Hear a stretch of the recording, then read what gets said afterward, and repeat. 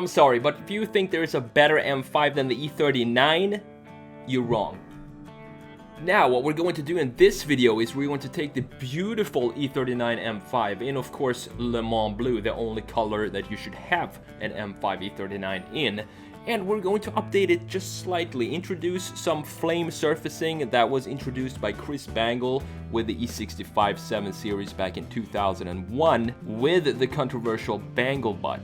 This is a design language that eventually found its way into BMW's production cars, and that's the style that I want to add to the E39 M5. For you who want a complete redesign of the E39 M5, this is not the video for you. We're just gonna make some small touches and remove the 90s styling from the E39 M5, introduce some flame surfacing into this design language, and see what it turns out to be. In addition to that, we're going to make it into a two-door coupe. Don't really feel that there is a brief needed for this because we're going to keep the same style of the car. We're just going to make some small changes to the design. So let's jump right into the redesign.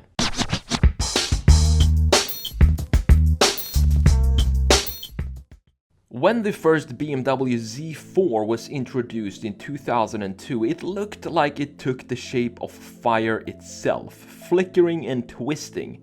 BMW's top designer Chris Bangle described the effect as flame surfacing at the time. But let's rewind a little bit and think about how BMW came up with this design language that they called flame surfacing in early 2000s. Flame surfacing grew out of a secret BMW brainstorming project called Deep Blue for 6 months in 1996, and this was the time when the E39, this was a year when the E39 was launched along with the Z3 and other BMW cars. In 1996, designers were exiled to a California beach house to research old BMW models and explore new sketches and ideas. I know, it sounds horrible. Imagine being stuck in a California beach house sketching BMWs all day. I can't think of anything worse. Anyway, several times they phoned Mr. Bangle in Munich to say that they can't come up with anything new and that they have failed. And several times Mr. Bangle sent the designers back to work. They finally focused on the flame, the primal symbol of heat and passion. Flames are twisting surfaces, and twist is the visual expression of torque. The twisting flame also echoes a propeller. BMW's logo is an abstract representation of a moving propeller viewed head-on. The flame surfacing design language was most notable in the BMW concept car X Coupe, but was dialed down for production cars. And you can see it mostly in the Z4 design and also in the 1 Series. And this is what I want to introduce to the E39 design. So I want to take the flame surfacing design language and apply it to the model right before it was introduced in production cars of BMW.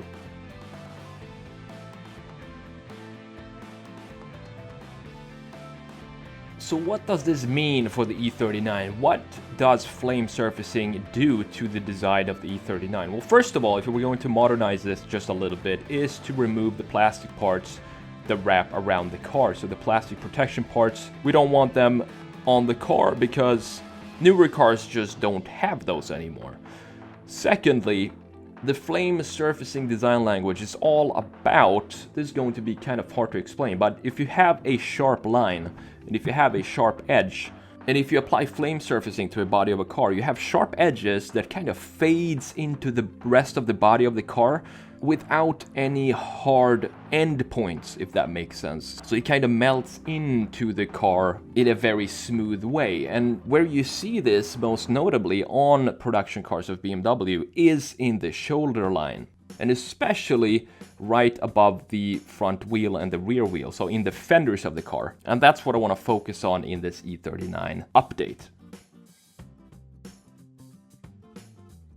The Z4 and the 1 Series, they all have this interesting crease at the bottom of the car, at the lower third of the car, in the door on the side of the car. So I want to have something like that, but have it be, instead of having a curvature like the Z4 had, I want to have it be straight, but still have some dynamics in it with that curve that I'm adding in the rear of this crease.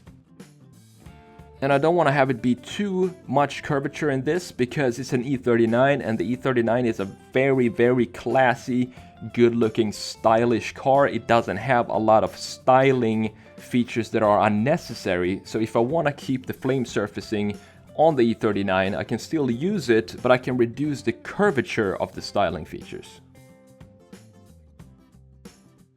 Another thing I wanted to do with this modernization or update, I know people are going to say, this is not a redesign. I know it's not a redesign, it's more of an update of the E39. But another thing I wanted to do with it is to extend the width of the front. And I do that by widening the lower graphics in the bumper. So you have the fog light sits closer to the center than it does here. So I wanted to move that closer to the end of the bumper. And that way we have this black graphic extending all across the front bottom of the car. And of course, I wanted to make it into a two-door just for fun and see what that would look like. And I think it looks really, really cool. This is definitely a car that I would love to see in production if BMW could make some sort of homage series to the old M cars. This would be really cool to see. The side skirt I felt needed updated as well. In the original, in the stock M5, it's just a straight lines, so it's a lot of parallel lines there. So I wanted to add some flaming into that piece as well to blend in with the new front end that we have, and the side and the corners of the bumpers as well. I wanted to make those bigger, and if you follow the line of the front bumper, it follows into the side skirt and all the way to the back. I also decided to black out the windows and the kidneys in the front, and also make the headlights a little bit darker than stock because it simply looks a lot better that way.